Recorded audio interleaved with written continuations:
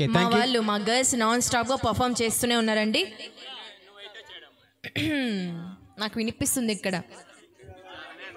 Girls మా ladies అందరు గర్ల్స్కి ఒకసారి గట్టిగా చెప్పట్లండి.